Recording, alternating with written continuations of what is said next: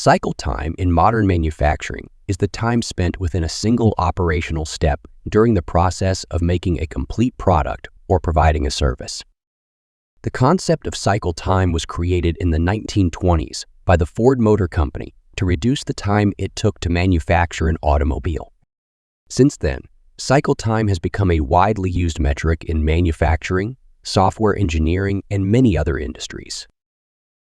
Cycle time, lead time, and takt time are all considered lean metrics, which are used to measure the overall efficiency of production processes.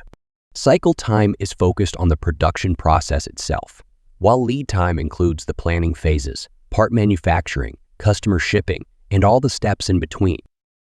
Takt time may be thought of as the pace of each production cycle, synchronized to meet the specific demand.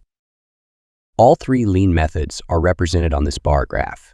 Each bar is an individual cycle time. The bars taken together make up the lead time, and the horizontal line represents the ideal takt time.